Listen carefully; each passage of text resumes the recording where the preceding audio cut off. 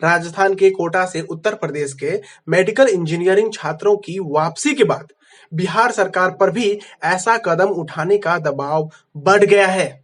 बिहार में राजद नेता तेजस्वी यादव प्रशांत किशोर ने राज्य सरकार से राज्य के छात्रों को वापस बुलाने की मांग की है। वहीं राज्य सरकार ने देशव्यापी लॉकडाउन का हवाला देकर वापसी का कदम उठाने से इनकार किया और ऐसी मांग करने वालों को कटघरे में खड़ा किया। तो चलिए आगे बढ़ते हैं।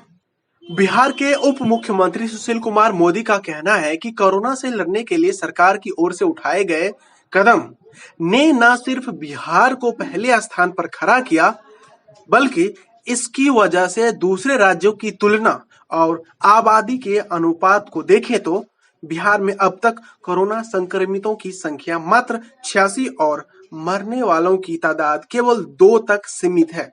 डॉक्टरों और स्वास्थ्य कर्मियों की मेहनत का ही नतीजा है कि बिहार में अब तक 37 मरीज पूरी तरह से स्वस्थ होकर अपने घर लौट चुके हैं। यही वजह है कि बिहार का अनुसरण करते हुए झारखंड ने जहां ये योजना प्रारंभ की है, वहीं यूपी यानी उत्तर प्रदेश, पश्चिम बंगाल और उड़ीसा भी शुरुआत करने की तैयारी में है।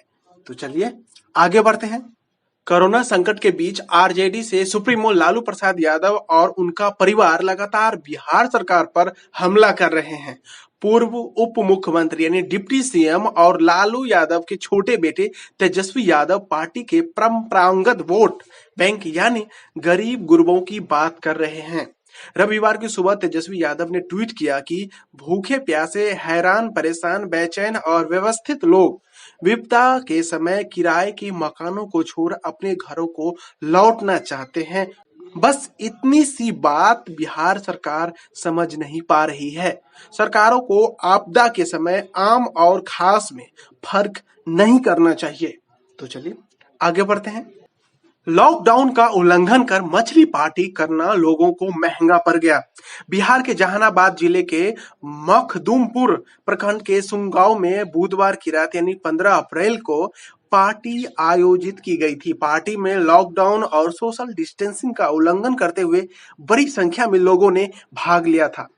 पार्टी में मछली समेत कई व्यंजनों का इंतजाम था।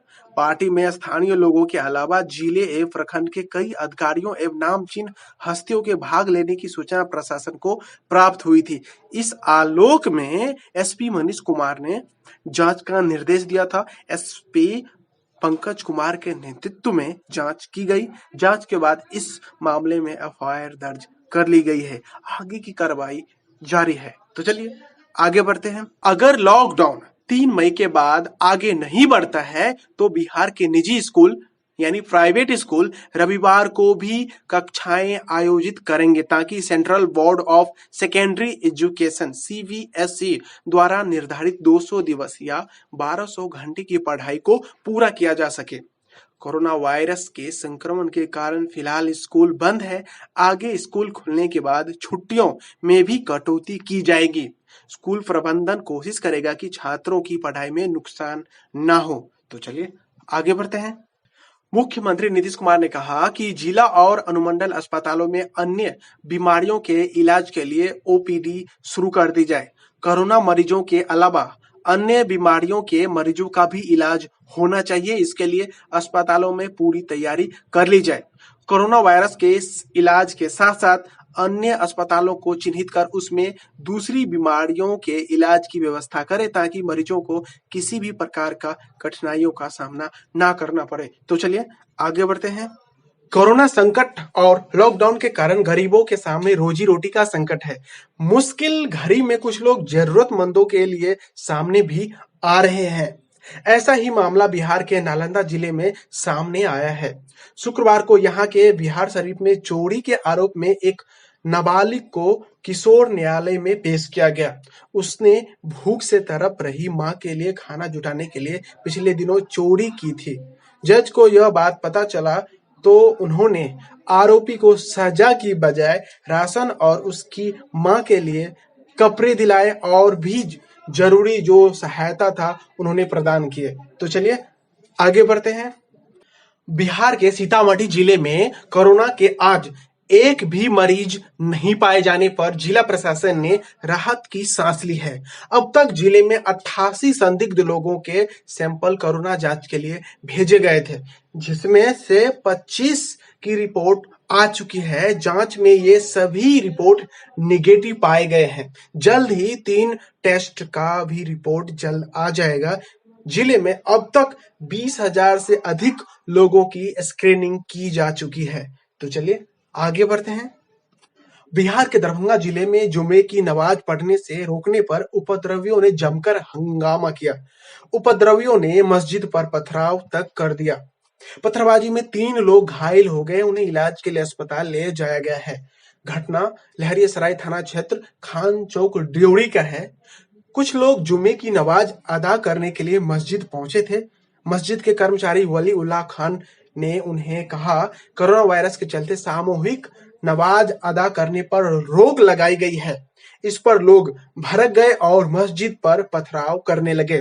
वहां कुछ लोगों ने उपद्रवियों को समझाने की बहुत कोशिश की, लेकिन उनकी एक न सुनी उपद्रवियों ने। स्थानीय निवासी मुन्ना खान ने बताया कि प्रशासन पहले ही लोगों को सख्त चेतावनी दे चुका है कि कोरोना वायरस की वजह से भीड़ नहीं लगनी चाहिए। सभी लोग इस आदेश का पालन कर रहे हैं। बस कुछ शरारती तत्व उन्माद फैलाने में जुटे हुए हैं। जुमे की नमाज अदा करने आए लोगों को हमने बहुत समझाया, लेकिन वे हंगामा करने लगे। लहरियासराय थाना क्षेत्र के एसआई प्रदीप चौधरी ने बताया कि आरोपियों को चिन्हित कर कार्रवाई जरूर की जाएगी, ताकि आगे इस तरह के कदम ना उठाए जाए। तो चलिए आगे बढ़ते हैं। लॉकडाउन 2 के दौरान बिहार में श्रमिकों को आजीविका का साधन मुहैया करवाने के लिए ग्रामीण इलाकों में मनरेगा से काम शुरू हो गया है। गुरुवार को पूरे राज्य में 2,77,000 श्रमिकों को रोजगार मुहैया कराया गया। इनमें से 1,25,000 श्रमिक ऐसे हैं जो लॉकडाउन की वजह से दूसरे प्रदेशों से बिहार लौटे हैं। अब पूरे राज्य में काम मांगो अभियान चलाकर पंचायत स्तर पर मनरेगा श्रमिकों के लिए जॉब कार्ड बनाया जाएगा। तो चलिए आगे बढ़ते हैं। मुजफ्फरपुर जिले के उत्तर पूर्वी इलाके के मीनापुर, कांटी, औराई, कटरा, बोनचाहा व गायघाट प्रखंड में शुक्रवार रात 9 बजे के बाद बारिश के साथ ओलावृष्टि यानी पत्थर का गिरना से आम लीची के साथ गेहूं की फसलों को भारी क्षति पहुंची है। हवा की रफ्तार 40 से 50 किलोमीटर प्रति घंटा थी। इससे कई स्थानों पर कच्चे मकान के साथ पेड़ भी गिर गए। औराई में ओला गिरने से एलिवेस्टर के छत भी टूट गए। हथौड़ी थाना क्षेत्र में कुछ जगहों पर पेड़ टूट गए और खपरेल मकान गिर गए। पूर्वी चंपारण में भी आंधी पानी के साथ